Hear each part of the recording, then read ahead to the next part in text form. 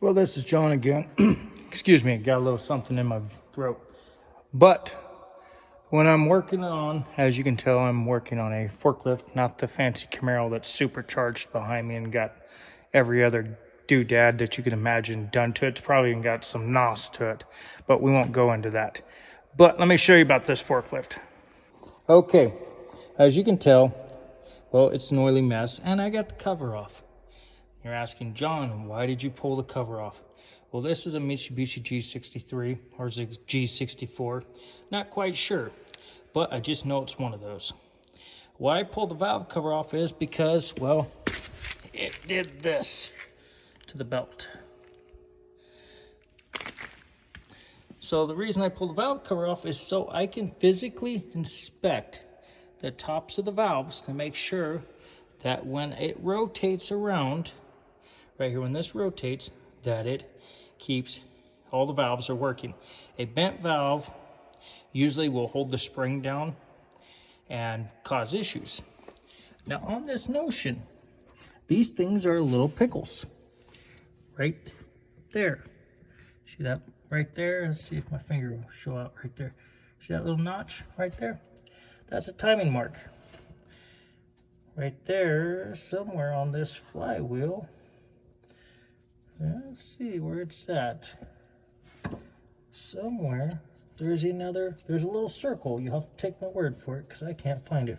Oh, yep, there it is right there. That notch, or that circle and this notch lines right up. Now it's spring loaded, so you'll have to kind of put it there and you'll feel it. Now if you come down here, there's a notch on the water pump or the oil pump down here.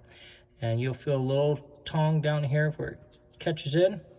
Just rotate it around by your finger until you can feel that notch line up, and you'll feel that notch. And yeah, see, there's the notch on the bottom there, and it will rotate to about right here. You can feel it right underneath this casting mark. Right there is a notch. You take this notch and you line it up with that notch. Now on the flywheel or the crank, it's a lot different.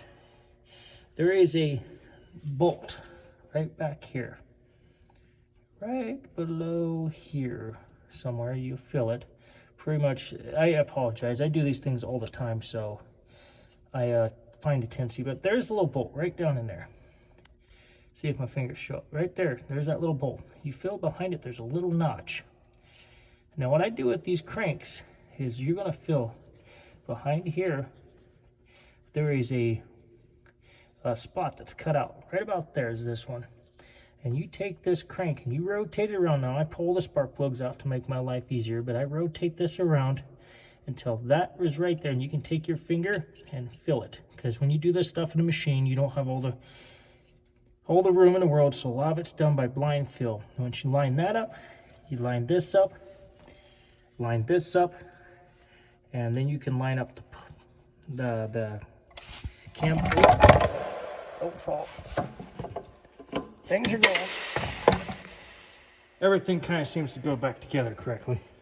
Now, on that Notion, I'm going to wipe this cover down and all my oil I sprayed everywhere because I like to watch them run because I'm kind of a weirdo that way. But now we know it runs. We know we can go farther forward in it.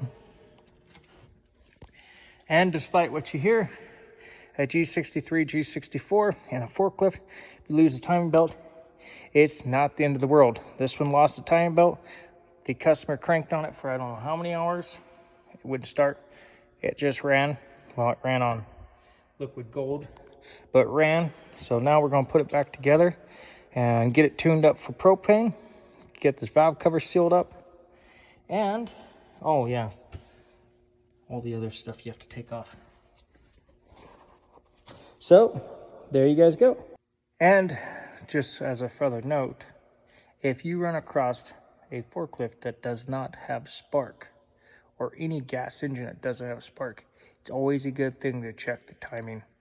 Because if it loses a belt, it doesn't turn the distributor. So when you go to check it for spark, you may have spark on the coil, but you will not have any spark going to the plugs because the distributor doesn't turn. I almost bought points in coil, or almost bought a rotor and a cap for this because I was determined that the cap was bad. Until I came out and actually looked at it and pulled the cap off, said, let's turn it over. And I didn't see the distributor turning. I went, oh no. But now you guys know.